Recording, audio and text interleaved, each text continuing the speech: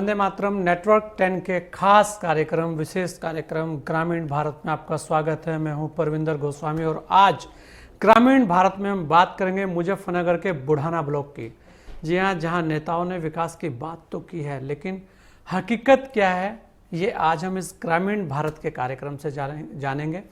Block में आज भी सड़कों की समस्याएं हैं, स्कूल की समस्याएं हैं और स्थानीय लोगों का यह तक कहना है कि वोट मांगने के बाद बड़े बड़े नेता वहां नजर नहीं आते। और जब ग्रामीण भारत कार्यक्रम को लेकर हमारे जो संवाददाता है जब वहां गए और उन्होंने सभी जगह देखा तो उनको लगा कि विकास की जो बातें हुई हैं वो केवल बातें रह गई हैं, अभी भी बहुत कुछ वहां होना बाकी है। और बुढ़ाना अपने आप में वैसे भी बहुत खास है। आज हम बुढ़ाना के जो गांव हैं, लगभग 70 गांव वहां ब्लॉक में आते हैं, सभी की आवाज़ उठाएंगे और वास्तविक हकीकत क्या है ये सबको दिखाएंगे और वहां उन ग्रामीणों की आवाज़ को वहां तक पहुंचाएंगे जहां से उनकी समस्याओं का समाधान हो सकता है।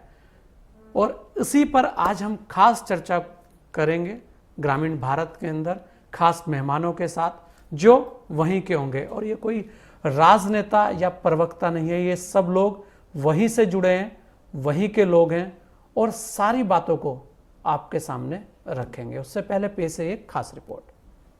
ग्रामीण भारत कार्यक्रम में कल हमने आपको शामली के किराना ब्लॉक का हाल बताया था। आज बात करेंगे मुजफ्फरनगर के बुढ़ाना ब्लॉक की। 3 लाख की आबादी के इस ब्लॉक में अभी तक विकास के कितने आयाम छुए, देखिए इस रिपोर्ट में।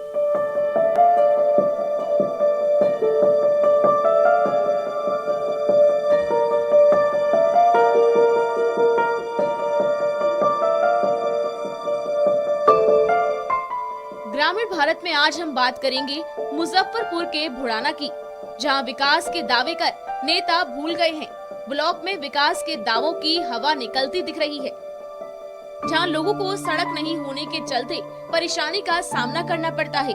साथ ही कच्चे घरों में रहने वाले लोगों को आज भी विकास के दावे सिर्फ हवाई साबित होते हैं। ये गांव लुसाना और सफीपुर को जोड़ने वाला मेन रास्ता आप देख ही रहे हैं इसे पिछले 5 साल से प्रधान के पास जाते हैं, वो हमें दुप्पल दे रहे, लारा दे रहे, कह रहे कि विधायक के पास जाओ, ये विधायक के कोटे से बनेगी, फलाने से बनेगी, ढिमकाने से बनेगी, पर इस पर कुछ काम नहीं हो रहा। स्थानीय लोगों का कहना है कि नेता विकास के दावे तो करते हैं, लेकिन आज तक उनकी परेशानियों का समाधान नहीं हो पाया है। बुढ़ाना से उमेश मलिक 2017 से विधायक हैं, लेकिन शायद विधायक विकास के नाम की परिभाषा को भूल गए हैं। अब स्थानीय लोगों का कहना है कि विकास के नाम पर ही वोट करेंगे। लगातार पूरे भारत के अंदर स्वच्छ भारत मिशन के तहत सफाई का कार्य चल रहा है, मगर इस वक्त हम मौजूद हैं सफीपुर गांव में, जो बुढ़ाना ब्लॉक के अंदर पड़ता है। और यहाँ पर आप देख सकते हैं कि किस तरीके से गंदगी का जो अंबार है वो साफ दिखाई दे रहा है। कुणाल जी, आपके गाँव में अगर हम विकास कार्य की बात करें तो कितने विकास कार्य अब तक कराए गए ग्राम प्रधान द्वारा? जीरो विकास कार्य। अभी हम यहाँ पर खड़े हैं, आपके गांव की मुख्य सड़क है जी, इस पर जो है गंदगी का अंबार है, क्यों अब तक यहाँ पर साफ सफाई नहीं कराई जाती है? ये गांव लुसाना और सफीपुर को जोड़ने वाला मेन रास्ता आप देख ही रहे हैं इसे पिछले 5 साल से प्रधान के पास जाते हैं, वो हमें दुप्पल दे रहे, लारा दे रहे, कह रहे कि विधायक के पास जाओ, ये विधायक के कोटे से बनेगी, फलाने से बनेगी, ढिमकाने से बनेगी, पर इस पर कुछ काम नहीं हो रहा। हमारे यहाँ कोई व्यवस्था नहीं हुई। प्रधान के पास जहाँ वो हमें टाड़ा दे, ये कहते हैं मुझे वोट नहीं दी, मैं कैसे काम करा दूं। और इस पे इतना खंचा है, प्रधान के दौरे 2-3 बार जा लिए, प्रधान ये कहें कि अभी नहीं होने का नहीं, 5 साल की योजना जा ली। और इस पे जिला पंचायत सदस्य के दौरे भी 1-2 बार गए, उन्होंने जो वैसे गड़ुंचे थे खेतों के जिनका कोई काम नहीं हुए तो बनवा दिए। और जो मेन सड़क है जो पूरे गाँव का खड़ा है वो इसमें कुछ नहीं करा बिल्कुल भी। नेटवर्क 10 चैनल जनता के लिए ग्रामीण भारत प्रोग्राम लेकर आया है।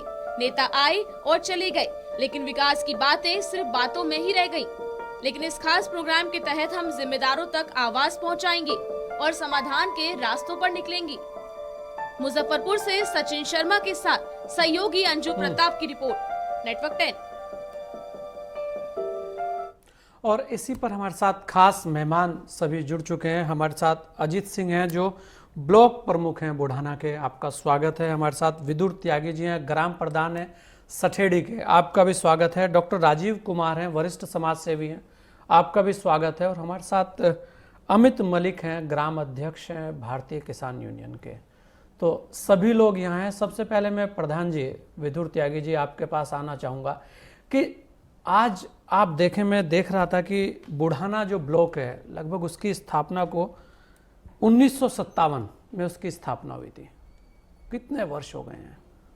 उसके बाद भी जब ऐसी चीज़ें आती हैं प्रधान जी की सड़कें नहीं हैं, जो पहली सीढ़ी हम कहेंगे, तब कैसा लगता है। और आखिर जिम्मेदार कौन लोग हैं, अब तो ये भी नहीं कहा जा सकता क्योंकि बात हम 21वीं सदी की बात कर रहे हैं।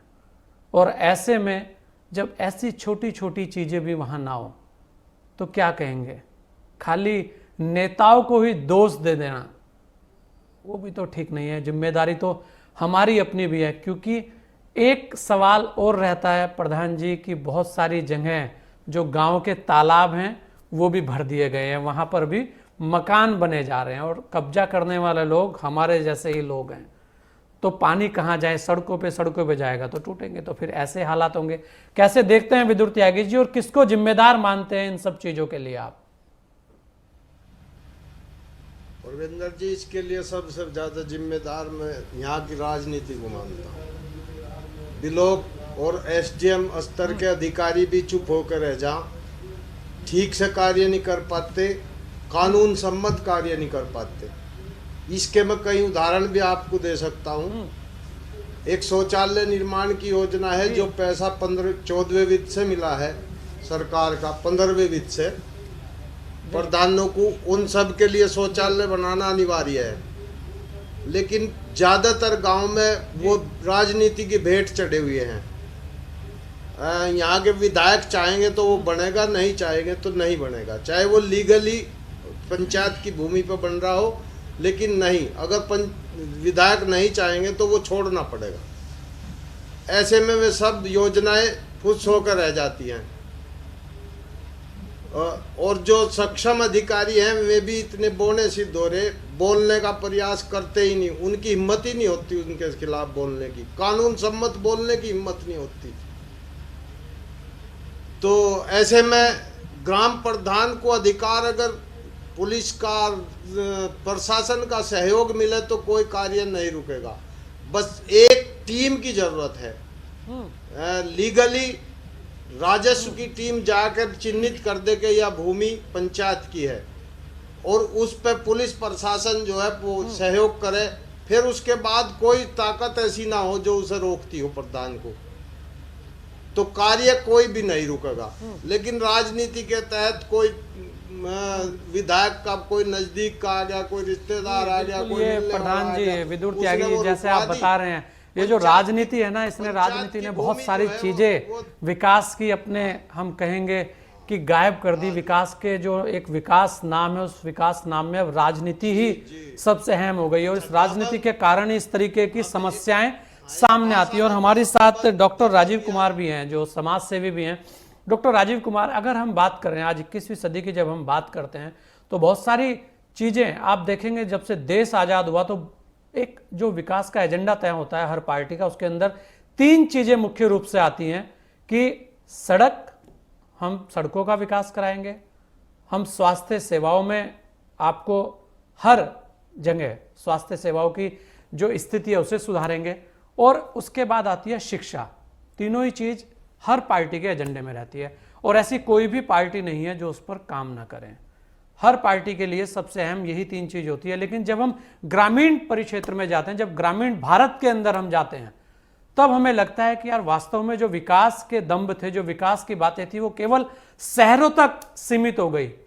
और जब स्मार्ट सिटी की बात हो रही है तो स्मार्ट विलेज की बात क्यों नहीं?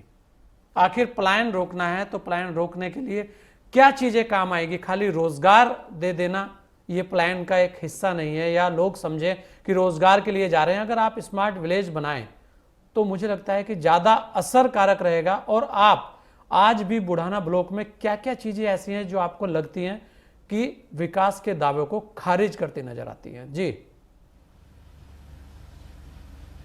जी सर, सबसे पहले तो आपको नमस्कार। नेटवर्क 10 की टीम का स्वागत है बुढ़ाना में। और मैं आपको बताना चाहूँगा सर, जैसे अभी आपने शिक्षा, स्वास्थ्य और सड़क, ये शिक्षा, स्वास्थ्य और सड़क, इन 3 मुद्दों पर बात की है। तो ऐसा नहीं है, शिक्षा सर अब आप देखिएगा प्राथमिक स्तर पर प्राथमिक विद्यालयों का कायाकल्प।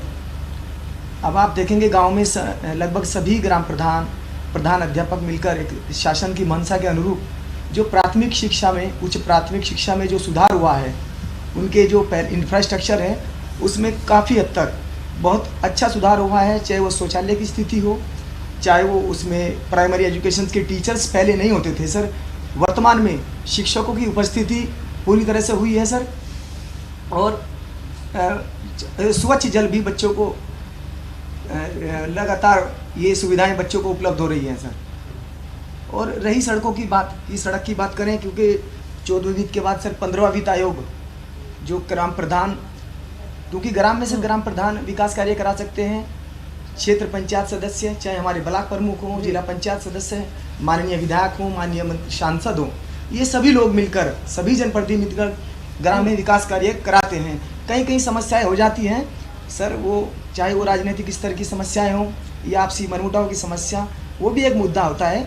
लेकिन अगर हम सब अब बात करें तो उसमें बहुत हद तक सर मैं कहूँगा कि सुधार है। एक स्वास्थ्य सेवा में सुधार की आवश्यकता है, क्योंकि गांव में इतनी जो हमारी बेसिक ज़रूरत है, चाहे वो पोषण का मामला हो, टीकाकरण का मामला हो, उसमें मैं चाहूँगा सर सुधार हो, जिसमें कि हमारे जो गांव से लोग लगभग 4-5 किलोमीटर हमारे उप स्वास्थ्य केंद्र होते हैं, उसके बाद प्राथमिक स्वास्थ्य केंद्र है, उसके बाद सामुदायिक स्वास्थ्य केंद्र है, फिर जिला स्तर पर हॉस्पिटल होता है सर।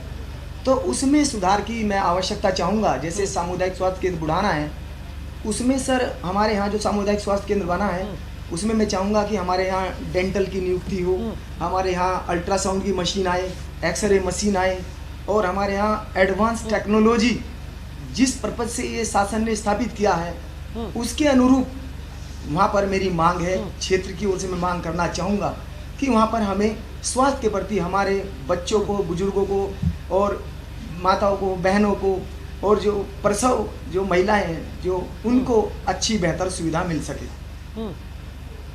जी सर।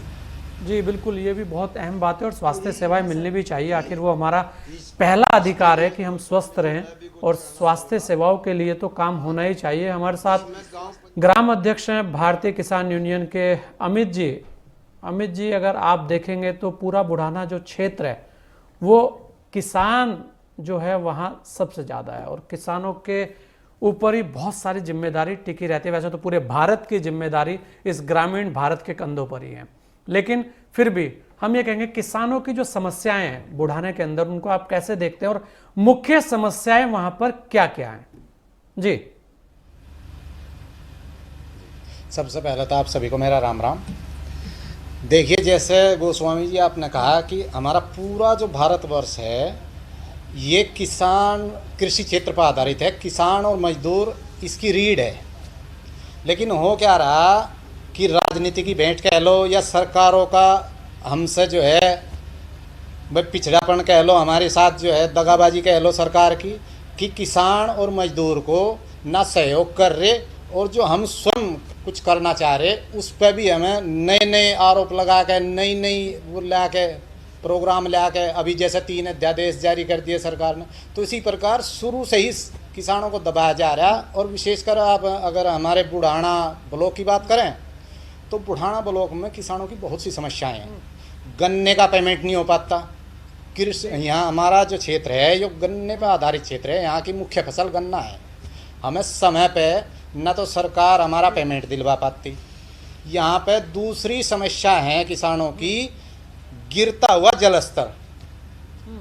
जब हम छोटे छोटे थे तो हम ये सुना करते थे अपने बड़ों से कि 30 या 40 फीट पे जो है पानी का जल स्तर था, आज 130 फीट पे जल स्तर जा लिया।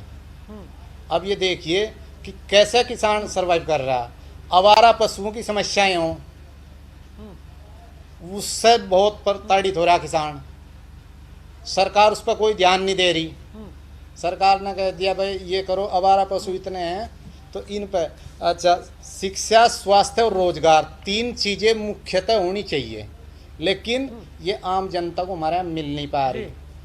ना तो संपर्क मार्गों की हालत इतनी बेकार है, अगर आप ये चाहें कि आप दिल्ली से तो आ सकते हैं मुजफ्फरनगर, लेकिन मुजफ्फरनगर से अगर आप किसी विशेष गांव में जाना चाहे तो या तो पैदल निकलेंगे या किसी टेम्पो वेम्पो किसी भी तरीके से जाएं, आप 2-2.5 घंटे मुजफ्फरनगर से गांव तक आने में लग जाएंगे। दिल्ली से आने आसान है मुजफ्फरनगर तक, लेकिन मुजफ्फरनगर से या आप कह लें बुढ़ाने से गांव तक जाना 8 किलोमीटर की दूरी पैदल भी आपने करनी पड़ सकती है। सरकार इन पर कोई ध्यान नहीं दे रही। जी बिल्कुल। अच्छा, और अमित जी अगर हम देखें एक महत्वपूर्ण एक रोड है, अमित जी एक महत्वपूर्ण रोड है, अगर आप देखें तो मुजफ्फरनगर से बुढ़ाना और बुढ़ाना से बड़ौत और बड़ौत से दिल्ली, ये भी एक अहम मैं कहूँगा एक रोड है जिसके ऊपर कार्य होना चाहिए था। इस रोड की स्थिति आज आप कैसे देखते हैं? क्योंकि अगर इस तरीके के हाईवे निकले, छोटे छोटे हाईवे, तो भी शायद बहुत सारी चीजें वहां सुधर सकती हैं। अमित मलिक जी। जी गोस्वामी जी, अगर सरकार ने ध्यान दिया होता तो अब तक ये 4 लेन हो चुकी होती, ये सड़क 4 लेन हो चुकी होती, इसकी इतनी डिमांड है। लेकिन सरकारें पश्चिमी उत्तर प्रदेश की तरफ ध्यान दे ही नहीं रही। अच्छा गोस्वामी जी, मैं एक छोटी सी बात आपसे कहना चाहूँगा। एक आईएएस का बेटा आईएएस बनने का ख्वाब देखता है, एक पीसीएस का बेटा चाहता है कि मैं पीसीएस बनूं, लेकिन एक किसान का बेटा नहीं चाहता कि वो किसान बने। क्यों? इसका जवाब कौन देगा? क्योंकि सरकार जो है किसान को बर्बाद करने पर तुली है। जवाब लेने के लिए ही हम ग्रामीण भारत के कार्यक्रम को लेकर आए हैं। और अमित मलिक जी, हम यही चाहते हैं कि जो बात हो रही है इसी बात को हम रख रहे हैं कि जब बात स्मार्ट सिटी की हो रही है तो बात स्मार्ट विलेज की क्यों नहीं? क्योंकि जब हर सुविधा, सुख, संपन्नता, सारी चीजें मिलेंगी नहीं हो रही, तो हमें लगता है कि बहुत सारी जो चीजें हैं वो अपने आप सही हो जाएंगे। हमारे साथ अजीत सिंह जी भी हैं। अजीत जी, समस्याएं तो बहुत हैं और क्षेत्र भी बहुत बड़ा है, महत्वपूर्ण भी है। आपके यहाँ केंद्रीय मंत्री भी हैं, वर्तमान में भी हैं, पहले भी बहुत सारे बड़े बड़े नाम उस क्षेत्र में रहे हैं, यहाँ तक कि अब तो फिल्मी दुनिया में भी एक सितारा वहीं का है और बहुत सारी चीजें हैं। लेकिन अगर अजीत सिंह जी आप देखें तो जिस तरीके की हम बात कर रहे हैं कि ये एक ऐसा क्षेत्र है जो बहुत कुछ दे सकता है। अगर आप देखो हम पूरे जनपद की बात करें तो बागपत, मुजफ्फरनगर, शामली और सहारनपुर को अगर हम जोड़ें और इनके हाईवेज को एक दूसरे के साथ जोड़ दें, मुजफ्फरनगर से बड़ौत और बड़ौत में ही अगर हम जोड़ दें क्योंकि बड़ौत से दूसरा हाईवे जा रहा है सहारनपुर, तो भी ये पूरा जो क्षेत्र है कहीं ना कहीं ऐसी चीजें यहां हो सकती हैं जो पूरी दिल्ली का हम कहेंगे जो दूध की समस्या है, सब्जी की समस्या है, उसके अलावा भी बहुत सारी चीजें यहां होती है। और यहाँ जो संसाधन है वो बड़े महत्वपूर्ण है। और सबसे जो एक अहम बात है अजीत जी, सबसे अहम बात एक और है कि यहाँ का जो किसान है वो बहुत मेहनती है, यहाँ किसी चीज की दिक्कत नहीं है और केवल दिक्कत यहाँ कनेक्टिविटी की है। उसे लेकर आप क्या कहना चाहते हैं और क्या प्रयास आपके हैं और इन चीजों से आप कितने सहमत हैं? जी अजीत जी। जी, पहले तो मैं बुढ़ाना वासियों को सभी को राम राम सलाम। सबसे बड़ी एक दिक्कत मानिए, जब हमारा देश आजाद हुआ था तो तभी महापुरुषों ने कहा था कि देश की खुशहाली का रास्ता गांव से होकर गुजरता है। और आने वाले समय में गांव की क्या तस्वीर बदल गई आप हमारे बुढ़ाने में देख सकते हैं। हमारे यहाँ का किसान जिसके घर में अगर सरकारी नौकरी तो आत्महत्या की कगार पर है। बिजली के मीटर लगा दिए गए और बिल 7 गुना बिल है। दिल्ली में बिल, अभी एक बात चल रही थी कि नेता और राजनीति खराब नहीं। राजनीति अगर नेता अच्छा है तो राजनीति बहुत अच्छी है। राजनीति कभी खराब नहीं थी, उसके करने वाले खराब हैं, उसके नुमाइंदे खराब हैं। जहां नुमाइंदा राजनीति करने वाला खराब है वहां की जनता परेशान है। दिल्ली की सरकार है 2 रुपए यूनिट, 2.5 रुपए यूनिट बिजली है। यूपी की सरकार है 7.5 रुपए यूनिट बिजली है। कैसे भुगा हुआ किसान? किसानों को खत्म करने का काम सरकार ने कर दिया है। अभी कोरोना काल में सब अपने घरों पे देर, किसान ही एक ऐसा था जो अपने खून पसीने की कमाई से देश को पालने का काम कर रहा था। लेकिन यहां के हालात देखिए, गांवों की सड़कों का बुरा हाल है। गांव के तालाब की जो सरकारी सुविधाएं जो सरकार की तरफ से, केंद्र सरकार की तरफ से होनी चाहिए, वो कोई सुविधा हमारे गांव में नहीं है। दूसरी एक सबसे बड़ी समस्या हमारे यहाँ आकर खड़ी हो गई है। तालाब बचे हैं कुछ गांव में, तालाब बचे हैं अजीत जी कुछ जगह, क्योंकि पानी के जलस्तर की बात अभी अमित मलिक जी ने बताई, और पानी का जलस्तर सरकार बढ़ाने नहीं आएगी, पानी का जलस्तर तो हमारे लोगों को बढ़ाना पड़ेगा। तालाब है कहाँ जी? उस पे तालाब पे 50% कब्जा हो चुका है, 50% जीवित है, उनकी कोई साफ सफाई कोई व्यवस्था नहीं है। अगर सरकार इस पे ध्यान दे, सरकार चाहे कब्जा हटा सकती है, सरकार की जमीन है, जब चाहे वो वापस ले सकती है। ये वोटों की गंदी राजनीति हो रही है कि तालाब खाली नहीं हो सकते। क्यों नहीं हो सकते तालाब खाली? सरकार जब चाहे तालाब खाली करा सकती है। और मेन चीज पे आइए आप, तो मेन चीज प्रधान भी तो किसानों की है आज ना। वो बदतर हालत है। आप भी हैं वहां, क्यों अपने आप बच्चों- ब्लॉक प्रमुख हैं, आप देखिए, आप उस चीज को उठाइए, हम भी आप उस चीज को हम उठाइए, लोग- उसकी लिस्ट सार्वजनिक कीजिए हमने- कि इन गांव के तालाबों के अंदर कब्जे हो चुके हैं। हमने जी अजीत जी, हमने 4 गांवों का तालाब कब्जा मुक्त कराया है, वहां पे खुदाई कराई है, और जो गांव के मेन रास्ते थे उनको चौड़ीकरण कराया है। लेकिन हमारे सामने क्षेत्र पंचायत की एक बहुत बड़ी समस्या है कि हमारे यहाँ केंद्र सरकार से पैसा आता था 15वें वित्त के 14वें वित्त के रूप में, सरकार ने वो पैसा खत्म कर दिया। क्षेत्र पंचायत के मायने बदल दिए सरकार ने। यहाँ पर जो 15वें वित्त का पैसा आता है वो क्षेत्र पंचायत से बिल्कुल खत्म कर दिया गया है। कोई राशि यहाँ केंद्र सरकार की नहीं, क्षेत्र पंचायत को है। माननीय विधायक जी और जो यहाँ के सत्ता के प्रतिनिधि हैं, उन्हें ये चीज देखनी चाहिए थी। सरकार की एक चीज थी कि गड्ढा मुक्त सरकारें, ये गड्ढे युक्त सड़कें, और सड़कों का जो मेन मार्ग, गाँव में मेन जाने का रास्ता है, उनकी हालत इतनी खराब है कि वहां पर किसान अगर गन्ना लेके जाते हैं, किसी की बम टूटती है, किसी की बुग्गी टूटती है, वहां पर बदतर हालत है। जनता प्रतिनिधि होने के नाते हम आवाज उठाते हैं, कई बार मीडिया में ये दिखाते हैं कि देखो यहाँ पे सड़कें टूटी हुई हैं, इनकी व्यवस्था करें, लेकिन सरकार सुनने को तैयार नहीं है। हमारी जितनी कैपेसिटी है हम उसी आधार पर काम करा सकते हैं, लेकिन जो बड़े लेवल के काम है उन्हें सरकार के प्रतिनिधि करा सकते हैं, हम नहीं करा सकते, प्रधान नहीं करा सकते। प्रधान की जितनी जिम्मेदारी है, क्षेत्र पंचायत की जितनी जिम्मेदारी है वे निभा रहे हैं, लेकिन जो बड़े स्तर के काम हैं वे सरकार के प्रतिनिधियों को करने चाहिए, जो बिल्कुल भी यहाँ नहीं हो रहे हैं। आज भ्रष्टाचार हमारे बुढ़ाना में इतना बढ़ गया है, अगर आप मोटरसाइकिल लेके कहीं भी निकले, चालान के नाम पे जो 500 रुपए पहले वसूली की जाती थी, आज 2-2 हजार रुपए की वसूली हो रही है। तहसील के रूप में इतना बड़ा भ्रष्टाचार है, थाने में इतना बड़ा भ्रष्टाचार है। हम फैक्ट्री मालिक तो है नहीं, हम गन्ना किसान हैं। किसान पुत्र है, इतना पैसा कहां से लाके भ्रष्टाचार को पूर्ति कराए इनकी। और एक सबसे बड़ी बात, हमारी जो समस्या है, गो भागकर गो पालन को लेकर बहुत बड़ी आवाजें उठ रही है। कोई भी एक विधायक और कोई मंत्री अपने घर में एक देसी गाय दिखाए, किसी के घर में देसी गाय है क्या? हम अपने घर में 8-8 देसी गाय पाल रहे हैं। हमारे घर की जाके आप वीडियो बना ले, और मंत्री विधायक के घर की जाके वीडियो बना ले, किसी के घर में गाय बंधी हुई है क्या? ये भाषणों में गाय की बात करते हैं, भाषणों में किसान की बात करते हैं। यहाँ पे यूरिया, डाई और किसान से जुड़े जितने उत्पाद थे सब महंगे कर दिए गए, और किसान की आए गन्ना 10 साल से गन्ने का कोई भाव नहीं बढ़ा है। किसान क्या करेगा? अपने बच्चों को नहीं पढ़ा सकता, अपने घर में मेहमानों को नहीं बैठा सकता। किसान के यहाँ अगर कोई सरकारी नौकरी नहीं है तो किसान और मजदूर आत्महत्या की तरफ जा रहा है यहाँ पर। तो अजीत जी, वहां से तो बहुत सारे किसान नेता हुए हैं, आपके विधायक, आपके सांसद। आज तक आप खुद देखिए ना, अगर हम बात करें पूरे ब्लॉक की या पूरे जगह की, पूरे जिले की बात कर लें, तो क्या कमी रही है?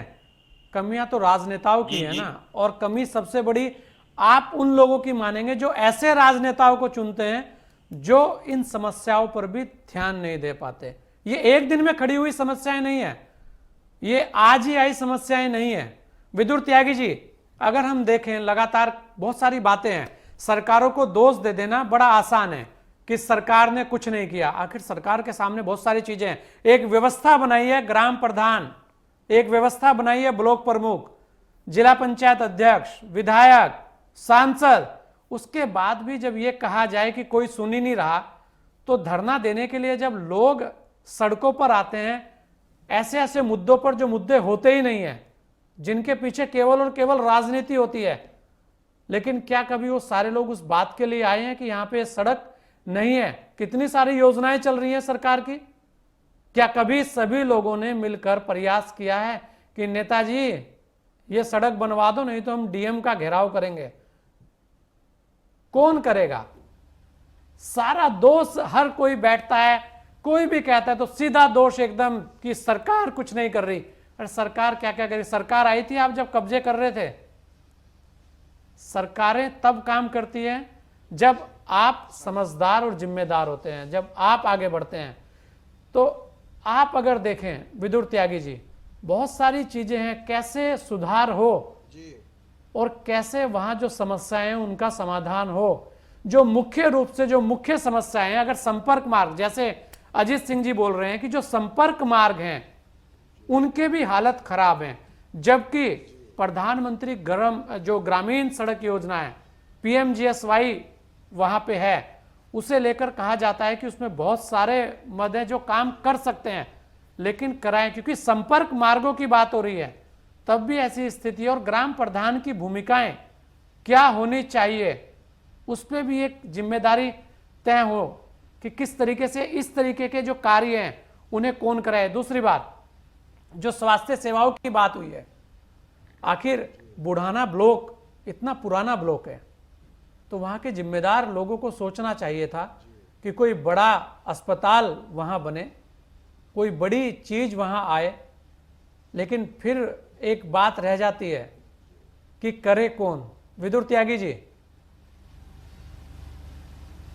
जी गोस्वामी जी, इसमें सबसे बड़ा सहयोग प्रशासन का चाहिए होगा। प्रशासन की एक टीम बैठ के गांव में, जब प्रधान के उसमें बैठ के ये विचार विमर्श करेगी कि वास्तव में ये समस्याएं हैं और इन पे ईमानदारी से काम होगा। एक गांव में ईमानदारी से काम होगा, वो नजीर बनेगी। 10 गांव में स्वतः ही ऐसी जो है चौपाल, ऐसी कमेटी बननी शुरू हो जाएंगी जो अपने आप काम करना शुरू कर देंगी।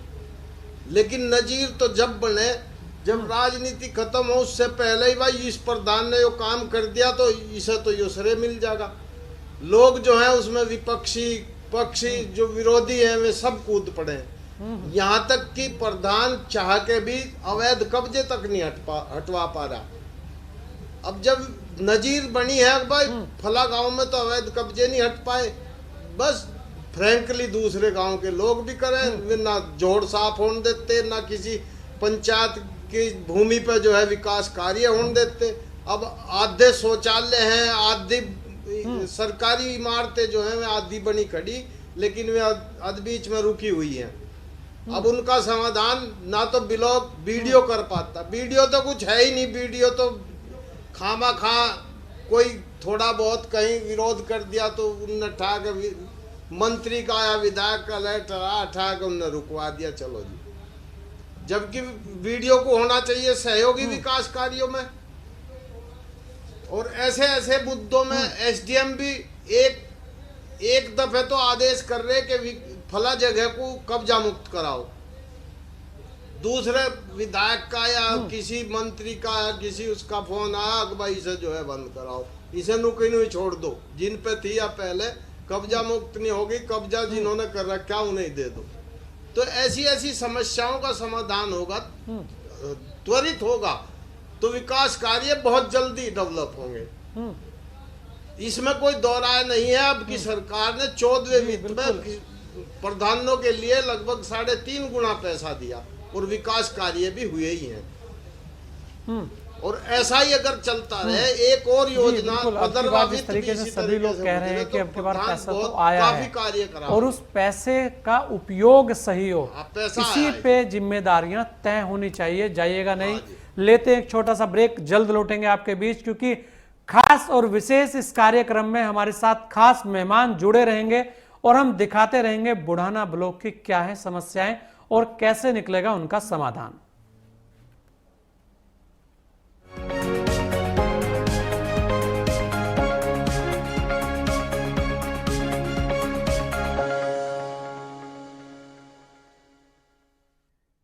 ब्रेक के बाद आपका स्वागत है। आज हम बात कर रहे हैं बुढ़ाना ब्लॉक की, ग्रामीण भारत की बात कर रहे हैं। ग्रामीण भारत में हम ऐसी जगह आपको लेके जाएंगे जहां वास्तव में काम होने हैं। ऐसा नहीं है कि जो बातें कही जाती हैं विकास के कि विकास कार्य नहीं हुए, लेकिन कुछ जगह ऐसी भी हैं जहां वास्तव में विकास कार्य जितने होने चाहिए थे उतने नहीं हुए।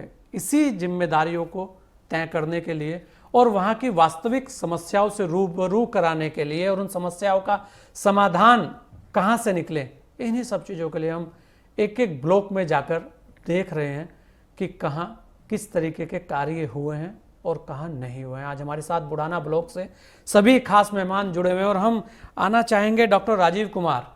डॉक्टर राजीव, स्वास्थ्य सेवाओं की बात हो रही थी, बहुत सारी चीज़ें हैं स्वास्थ्य सेवाओं को लेकर भी कि आखिर जो स्वास्थ्य सेवाओं की बात है, अगर हम देखें लगातार 1957 से ये ब्लॉक है और 10 ब्लॉक प्रमुख, लगभग 10वीं बार अब की बार ब्लॉक प्रमुख है और 60 ग्राम पंचायत और 9 न्याय पंचायत को मिलाकर लगभग 69 गांव हैं और 46 उच्च प्राथमिक विद्यालय हैं और लगभग 103 प्राथमिक विद्यालय हैं। आंगनबाड़ी के भी लगभग 246 सेंटर हैं। तो ये इस ब्लॉक का मैं कहूँगा डाटा है। उसके बाद स्वास्थ्य सेवाएं चरमरा जाए, जैसे आपने बोला कि स्वास्थ्य सेवाओं पर काम होना चाहिए था, तो आप देखिए स्वास्थ्य सेवाओं पर काम होने के लिए जिस तरह अभी विदुर त्यागी जी ने भी बताया कि वहाँ जो जमीनें पड़ी हैं ग्रामीण क्षेत्र की या पंचायत की जमीनें, उन पे कार्य नहीं होने देते। नए नए जो प्लान होते हैं, जब शौचालय बनने में भी वहां दिक्कत आ रही है, शौचालय बनाने पे और बनने पे भी राजनीति है, जो कि देश के प्रधानमंत्री ने पूरे, मैं कहूंगा जिसकी सराहना पूरा विश्व कर रहा है, घर घर शौचालय होने चाहिए, उसको भी लेकर वहां राजनीति है। ऐसे में राजनीति जो हो वो सामुदायिक केंद्रों को लेकर होनी चाहिए कि स्वास्थ्य सेवाएं यहाँ अच्छी नहीं है, उस पर राजनीति हो, उसके अच्छे से कार्य कैसे हो सके उसकी बात को लेकर राजनीति हो। तो ये जो दोष है कि यहाँ स्वास्थ्य सेवाएं नहीं है, ये तो सीधा सीधा राजनीतिक, मैं कहूँगा एक चूक है और उन राजनीतिक व्यक्तियों की देन है जो लोग वहां से चुने गए हैं अब तक। उनको इस बात को उठाना चाहिए। राजीव, मैं सर आपको अवगत कराना चाहूँगा।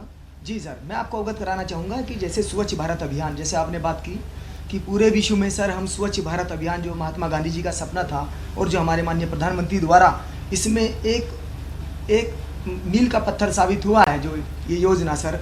और इसमें अभी भी उत्तर प्रदेश शासन द्वारा जो सामुदायिक शौचालय गाँव-गाँव में बनवाए जा रहे हैं सर, ये भी, इसके लिए भी मैं बधाई देना चाहूँगा। और दूसरा ये जो प्राथमिक, जो हमारा बेसिक मुद्दा सर, प्राथमिक विद्यालय या उच्च प्राथमिक विद्यालय या जो हमारे उप स्वास्थ्य केंद्र हैं सर, जहाँ पर हमारी ANM बैठती हैं और हमारे आंगनवाड़ी केंद्र हैं, जैसे बुढ़ाना में 246 आंगनवाड़ी केंद्र हैं, 103 प्राथमिक विद्यालय है, 46 हमारे उच्च प्राथमिक विद्यालय हैं सर। तो जहाँ तक मैं कहना चाहूँगा, ग्रामीण क्षेत्रों में सर हमारा 2-2.5 किलोमीटर के आसपास उपकेंद्र होता है सर, और 5 किलोमीटर के दायरे में, लगभग 10-12 किलोमीटर के दायरे में हमारा पहले प्राथमिक स्वास्थ्य केंद्र होता था, जिसको अब सामुदायिक स्वास्थ्य केंद्र में जो बना है। तो ये हमारा उच्चीकरण हुआ है, लेकिन इसमें हमारी सुविधाएं, जो हमारी आवश्यकताएं हैं, उसके बढ़ाने की ज़रूरत है सर। विकास हुआ है, ये क्षेत्र भी बताएगा।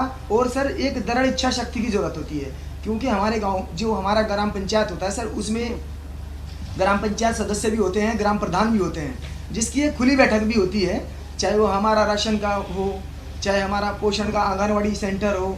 सभी में मैं चाहूँगा कि अगर सभी अपनी पार्टिसिपेट, पूरा अपना सहभागिता देंगे तो ज़रूर सुधार होगा। क्योंकि हम मुंह मोड़, कुछ लोग ऐसे होते हैं जो मुंह मोड़ कर बैठ जाते हैं, या राजनीति का मुद्दा उठ जाता है, कभी ये उस पार्टी का या दूसरी पार्टी का है। तो इन चीज़ों को मैं चाहूँगा अपनी ओर से कि दरकिनार करते हुए अपने गाँव के विकास पर अगर हम ध्यान दें तो निश्चित तौर पर विकास होगा।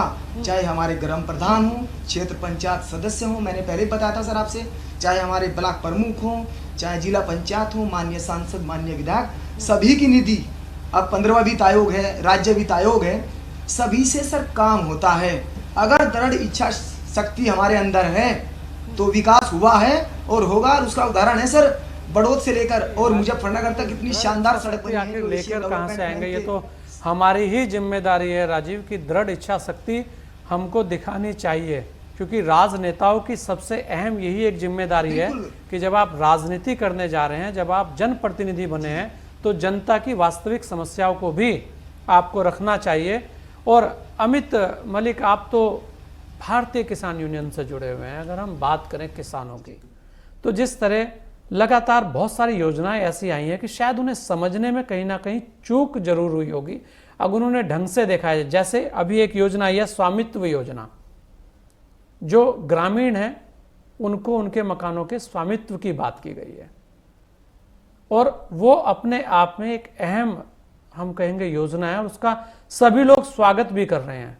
लेकिन कई बार ऐसा हो जाता है कि जो एक आम आदमी है, आम जो ग्रामीण है, वो उसे समझ नहीं पाता, तो शायद वो उनका लाभ भी नहीं ले पाता। ऐसी बहुत सारी चीज़ें चलती हैं। तो स्वामित्व योजना को आप कैसे देखते हैं ग्रामीणों के लिए? क्योंकि उसमें सभी लोग, जब ग्रामीण की बात होगी तो किसान उसमें अपने आप ही आएगा, और वो भी क्योंकि हमेशा यहाँ जो खेती की ज़मीन है उसकी बात हमेशा होती आई है, लेकिन जिस जगह वो रह रहा है उसकी बात कभी किसी ने नहीं की, और अब की बार पहली बार ये योजना, हम कहेंगे, धरातल पर आ रही है। जी अमित जी। जी गोस्वामी जी, ये बहुत अच्छी स्कीम है और बहुत अच्छी है, लेकिन कई बार क्या होता है, अगर कोई नीचे स्तर पर जनता, आम जनता, कोई ग्रामीण गांव वाले इसको अगर समझ नहीं पा रहे, तो हमारे जनप्रतिनिधियों की जिम्मेदारी है कि वो उनको समझाएं। सरकार की नीतियों को अगर आम जनता समझ नहीं पा रही तो जनप्रतिनिधियों का दायित्व है कि वो समझाए। वैसे बहुत अच्छी, जैसे खेतों की खतौनी होती है, इसी प्रकार जो आपने बताया कि घरों के लिए घरौनी नाम दे के, और ये, लेकिन इसमें दिक्कत क्या आ रही है कि जो इसमें दबंग प्रवृत्ति के हैं, जिन्हें राजनीतिक संरक्षण मिला हुआ है, जिन्होंने तालाबों पर अवैध कब्जे किए हुए हैं, बंजर भूमि दाबी हुई है, वो नहीं चाहते कि इसका लाभ गांव वालों को मिले, ग्रामीण परिवेश में ये योजना लागू हो, क्योंकि उनको उनका स्वामित्व मिल नहीं पाने का। इसीलिए इसका विरोध हो रहा है, और नहीं, आम जनता इसका विरोध नहीं कर रही। बहुत अच्छी स्कीम है, होना चाहिए। ये जो है भाई, आवासीय भूमि का आपका जो स्वामित्व मिल जाएगा, इससे आपका रिकॉर्ड हो जाएगा। अब से पहले तो गांव में कोई रिकॉर्ड था ही नहीं, गांव के घरों का कोई रिकॉर्ड था ही नहीं। इसका सरकार के पास भी रिकॉर्ड हो जाएगा, आपके पास कितनी जगह है, कितना स्क्वायर फीट आपका मकान है, सारा हो जाएगा, हो जाना चाहिए। जैसे अभी आपने कहा, डॉक्टर साहब ने कहा कि राजनीति, देखिए राजनीति नहीं होनी चाहिए, हमारे जनप्रतिनिधियों के लिए राजनीति होनी चाहिए, काम को करने की नीति होनी चाहिए। लेकिन ये राजनीति कर रहे हर काम में, किसानों को लेके, मजदूरों को लेके, हर बात में राजनीति आ जाए, इसीलिए हम पिछड़ रहे। होना चाहिए राजनीति। अच्छा, मैं किसी पार्टी विशेष का विरोधी नहीं हूँ, मैं सभी राजनेताओं से हैं कि हमेशा आप जो हैं विकास की बात मत करिए, विकास के लिए प्रयास कीजिए, और विकास तब होगा जब हम आम जनता को लेकर चलेंगे। आम जो हमारे सबसे पीछे वाला इंसान खड़ा है, जब वो विकास की दौड़ में शामिल हो जाएगा, तब हमारा देश विकसित होगा, और नहीं केवल हवाई दावे ही रह जाएंगे, विकास नहीं हो पाने का। अच्छा, हमारी सरकारें चाहे कोई भी हो, मैं ये नहीं, आप एक चीज बताइए जी। बिल्कुल अमित मलिक जी, सबसे अहम एक और बात आती है कि जिस तरह से बुढ़ाना क्षेत्र है, अगर हम पूरे क्षेत्र की बात करें, पूरी विधानसभा की बात करें, तो वहाँ महत्वपूर्ण, जैसे आपने बोला कि गन्ना किसान, ये कहा जाता है, वैसे तो पूरा पश्चिमी उत्तर प्रदेश पे एक बहुत बड़ा टैग लगा हुआ है कि ये गन्ना किसान है। हाँ, गन्ना बेल्ट है जी। तो खाली गन्ने पर केंद्रित होकर भी रहना, ये किसकी जिम्मेदारी है कि गन्ने के अलावा कुछ और कार्य हम करेंगे ही नहीं? अगर गन्ने का पेमेंट नहीं मिल रहा तो खेती के और भी बहुत सारे, हम कहेंगे, रास्ते हैं, बहुत सारी चीजें हैं, और यहाँ का तो किसान वैसे भी मेहनती है, कुछ भी चीज उगा लेगा। तो इस बात पे भी तो जिम्मेदारियां जो हैं वो किसकी तय की जानी चाहिए कि अगर कोई चीज में दिक्कत है, परेशानी है, भाई ठीक है, हम गन्ना बो रहे हैं और हमें गन्ने का पेमेंट नहीं हो रहा, भुगतान नहीं हो रहा, तो हम दूसरी खेती पे जाएंगे। तो उसके लिए जो शुरुआत होनी चाहिए थी वो भी नहीं दिखती। उसे लेकर आपको क्या कहना है जी? ये हाँ गोस्वामी जी, आपने बहुत अच्छा सवाल किया। देखिए, आमतौर पर कोई ये कह देता है, आपने भी ये कह दिया कि भाई आप जब गन्ने का पेमेंट आपको नहीं मिल रहा तो आप गन्ना बो क्यों रहे हैं। लेकिन गोस्वामी जी, गन्ना एक ऐसी फसल है जिसका प्रकृति प्रदत्त बीमा है। आपने गन्ना बो दिया, प्रकृति ने उसका बीमा कर दिया। आवारा पशु हो उससे भी गन्ना बच जाता है। आप आंधी तूफान ओले बाढ़ बारिश कोई भी चीज आ जाओ, गन्ना सबको सफल, सबको जो है मात देगा, फिर भी हो जा। कोई अगर हारी बीमारी हो जाए, आप 10 दिन तक खेत में ना जाओ, 1 महीने खेत में ना जाओ, पानी ना दो, और कोई फसल 3 दिन, गेहूं पकने के बाद 10 दिन आप खेत में नहीं रख सकते। इसको आप 2 महीने बाद भी अगर वो कर लो तो बाई चांस किसी में कोई रंजिश में आग लगा दे, गन्ना फिर भी चला जाएगा, गेहूं कुछ नहीं मिलने का। यहाँ का किसान परेशान होगा, गन्ने की तो मजबूरी है, गन्ना तो हम मजबूरी में बो रहे। दूसरी बात, अगर गन्ने से किसी और चीज में सरकार हमें किसी और चीज में प्रोत्साहन दे, यहाँ कुछ है ही नहीं। अगर हमने धान लगा लिया तो धान बेचने के लिए हरियाणा जाना पड़े हमें। अगर हम धान बोले तो धान बेचने के लिए हरियाणा जाना पड़ता है। कोई ना मंडी है यहाँ पे, ना कोई अच्छे बीज की उपलब्धता है, किसी उसके लिए अच्छे बीज भी नहीं मिल रहे हैं, खाद की परेशानी है, किसान को बहुत परेशानी है। गोस्वामी जी, आप ये मत मानो किसान एसी में लौट रहा है, किसान ही है, किसान सारा दिन। अमित जी, हम यही कह रहे हैं कि जो किसान बिल आया है उसमें इस समस्या को ध्यान में रखते हुए कहीं ना कहीं बातें की गई हैं। उसे इसीलिए उस चीज को भी थोड़ा सा लोगों को देखना चाहिए कि वास्तविक जो समस्याएं हैं वो कैसे दूर हो। तो जब उस बात की, जिस बात को आप कर रहे हैं, उसी बात की बातों को लेकर किसान बिल पर बात हो रही है। जी, अभी आप जो आप कह रहे हैं मैं उसी बात को कह रहा हूं। जी अमित मलिक जी। जी जी जी, हाँ जी, हाँ जी। गोस्वामी जी, किसान बिल आया, ठीक है। अगर किसानों की समझ में वो बिल नहीं आ रहा तो उन्हें समझाने की जिम्मेदारी किसकी है? सरकार, जो हमारे प्रतिनिधि हैं, जनप्रतिनिधि हैं, अमित मलिक जी, कि उन्हें समझाने की जिम्मेदारी किसकी है? क्योंकि जो धरातल पर समस्याएं हुई, शायद उन्हें देखकर ही बहुत बार बातें होती हैं। और हम तो ये कहेंगे अमित मलिक जी कि सबसे अहम जिम्मेदारी वहां के सांसद, वहां के विधायकों की है और जनप्रतिनिधियों की है। लेकिन बस बात इतनी सी है कि उसमें राजनीति जो है ना, उसमें से राज थोड़ा सा दूर कर दें और नीति को सामने लेके आए तो शायद समस्याएं ना आ पाए। और हमारे साथ ब्लॉक प्रमुख भी हैं अजीत जी। एक सबसे अहम बात यह है कि आप तो वहां ब्लॉक प्रमुख हैं। अगर महत्वपूर्ण कुछ योजनाएं ऐसी हैं, उन्हें आप देखें जिससे पूरे क्षेत्र का विकास बहुत तेजी से दौड़ सकता है, वो है सबसे अहम बात वहां की जो सड़कें हैं। हम ये कहेंगे जो जितने भी आपस में जब रोड जुड़ते हैं, जैसे कि बुढ़ाना वाला जो रोड है वो बहुत ही महत्वपूर्ण है। बहुत सारे गांवों का सेंटर बुढ़ाना है और सभी गांव बड़े बड़े गांव हैं और वहां पर सभी प्रकार से खेती में सक्षम लोग हैं और करते भी आए हैं। ऐसे में आप लोगों को, जिस तरीके से हम लगातार, हमारे जो टीम थी वो कह रहे थे कि सर हमें सबसे अहम एक हमारा सवाल और समस्या यह है कि ये जो रोड है ये 4 लेन होनी चाहिए। तो अगर ये 4 लेन हो जाएगी तो कितने गांवों को और कितने लोगों को इसका फायदा मिलेगा, इस पर हम चाहेंगे आप थोड़ा सा प्रकाश डालें। जी अजीत जी। तो स्वामी जी, जैसे मेन रोड तो ऐसी है, अगर ये 4 लेन हो जाती तो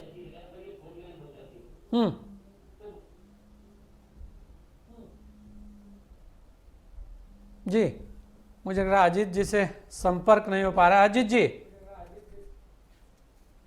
अजीत जी मेरी आवाज आ रही है आपको? जी जी अजीत जी बोलिए। हाँ जी, आवाज आ रही है? हाँ हाँ बोलिए बोलिए जी।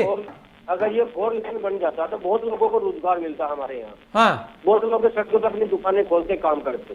और दिल्ली से हरिद्वार का सबसे मेन का नजदीक का रास्ता यही है। लेकिन सरकार की खराब नीतियों के कारण ये 4 लेन नहीं हो पाया।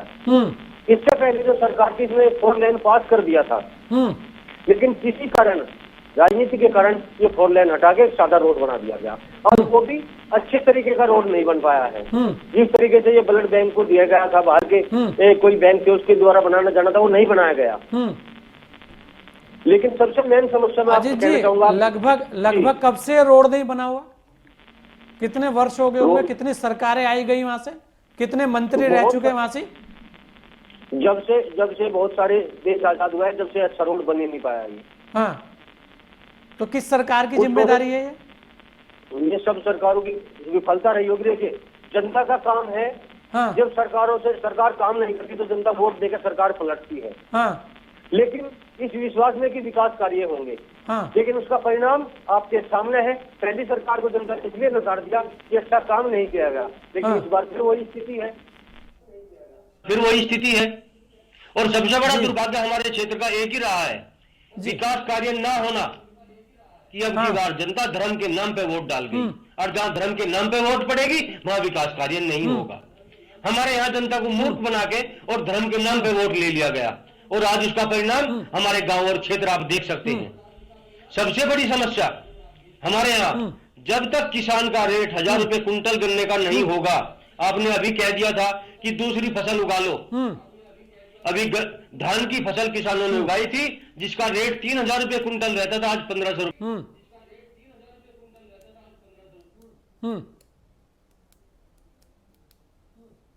जी अजीत जी बोलिए। आपने कहा था कि दूसरी फसल उगानी चाहिए किसानों को। जी किसानों ने धान की तरफ गए। धान की तरफ गए जिसका रेट 3000 रुपए कुंटल, धान की अच्छा पैदावार हुई जिसका रेट 3000 रुपए कुंटल चाहिए था, आज 1500 रुपए कुंटल है। धान बिक नहीं पा रहे हैं, क्या करे किसान। हमारे यहाँ पर बहुत चीनी मिले हैं, गन्ना सप्लाई हो जाता है, लेकिन उसकी सरकार ने कमर तोड़ दी है, उसका मुआवजा उसकी दाम ना देकर। गन्ने का रेट जब तक 1000 रुपए कुंटल नहीं होगा, किसान सक्षम नहीं होगा। जब तक किसान सक्षम नहीं होगा, मजदूर नहीं होगा और यहाँ का व्यापारी नहीं होगा। अगर किसान के पास में पैसा होगा तो मजदूर के यहाँ भी जाएगा और व्यापारियों के पास भी यहाँ जाएगा। और जब किसान ही मजबूर होगा आत्महत्या के लिए, ये बताइए, स्थिति में किसान चला गया है तो यहाँ पे कुछ भी अच्छा नहीं होती आई है, और ये बात आज से नहीं बहुत समय से चल रही है।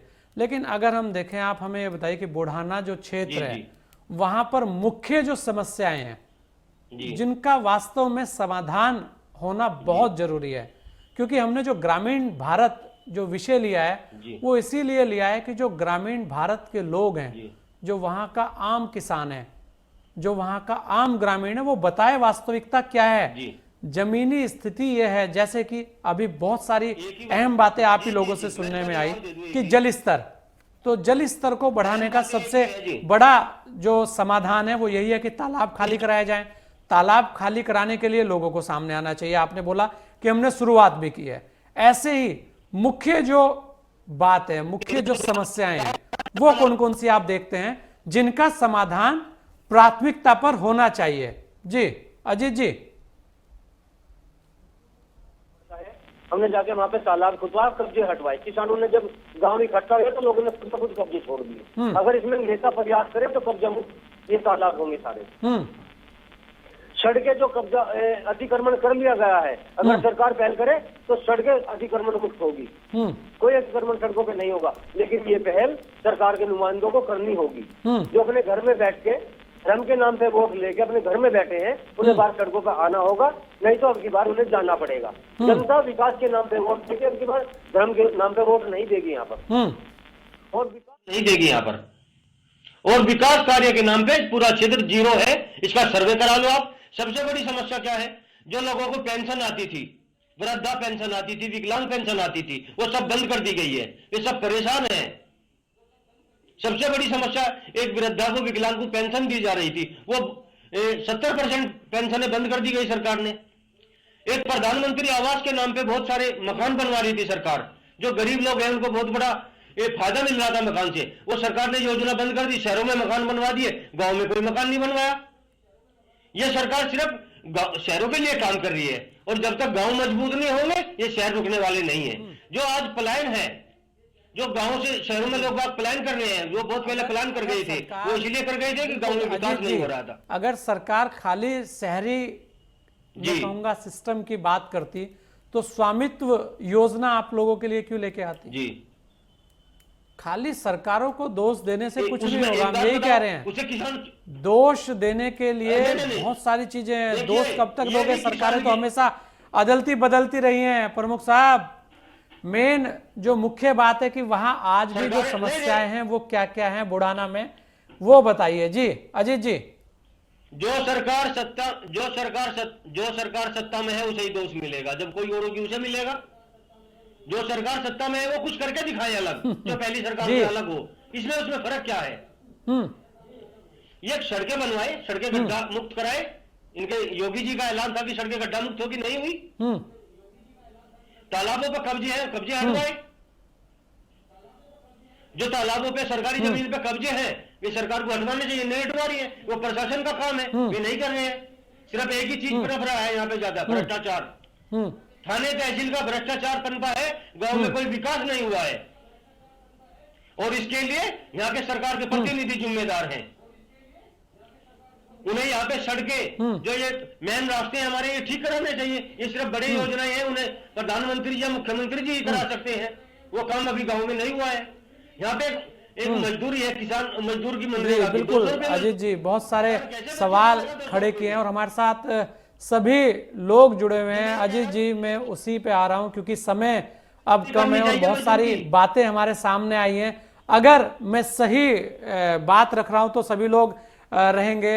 मैं अमित मलिक जी आपसे भी जानना चाहूंगा, विदुर त्यागी जी आपसे भी, और अजीत जी और राजीव, आप चारों लोगों से मैं ये कहूंगा कि मुख्य जो आप लोगों का निष्कर्ष है, पहली बात जैसे अमित मलिक ने बोली कि पानी का जलस्तर, उस पर वास्तव में कार्य होना चाहिए, तो एक मुख्य बात ये निकल के आई।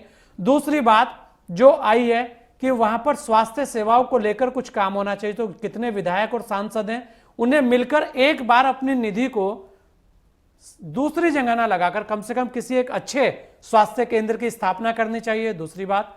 तीसरी बात, जैसे अजीत जी ने और अमित जी आपने भी बोली कि जो ये रोड है जो मुजफ्फरनगर से बड़ौत और दिल्ली को जोड़ती है, ये 4 लेन होनी चाहिए, जिससे कि वहां के लोगों को उसमें बहुत सारी सुविधाएं मिल सके।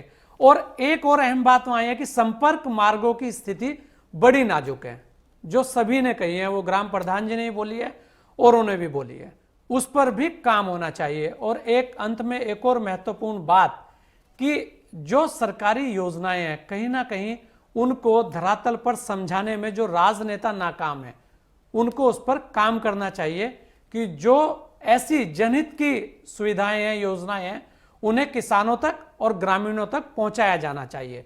इन्हीं सब चीजों को हम कोशिश करेंगे कि जब अगली बार आप लोगों के बीच में आए तो इनमें से कुछ तो समाधान आप लोगों को मिल जाए। आप सभी लोगों का बहुत बहुत धन्यवाद। आप सब लोगों ने हमें अपना कीमती समय दिया और ये ग्रामीण भारत की आवाज थी। ये ग्रामीण भारत के उन लोगों की आवाज है जहां वास्तव में भारत बसता है और यही भारत रहता है। यही वो भारत है जिसको हम आपको दिखा रहे हैं। और उनकी जो समस्याएं हैं वो बड़ी छोटी छोटी समस्याएं हैं और शायद वो सही जगह तक नहीं पहुंच पाती, इसलिए इस तरीके की चीजें आती हैं। हर व्यक्ति बहुत कुछ जानता है और अब जो ग्रामीण भारत का व्यक्ति है वो बहुत ज़्यादा समझदार है, बहुत सारी चीज़ें जानता है, हर राजनीति को पहचानता है। हम चाहते हैं कि उनकी समस्याएं सामने आए, उनका समाधान हो। और जो ग्रामीण भारत की बात होती है, जब स्मार्ट सिटी की बात हो रही है तो कहीं ना कहीं स्मार्ट विलेज की भी बात होनी चाहिए। आज बुढ़ाना ब्लॉक के साथ हमारी टीम रही है, कल फिर किसी एक नए ब्लॉक के साथ हम आपके सामने आएंगे और दिखाएंगे ग्रामीण भारत की वास्तविक स्थिति को। दीजिए मुझे इजाजत। जय हिंद।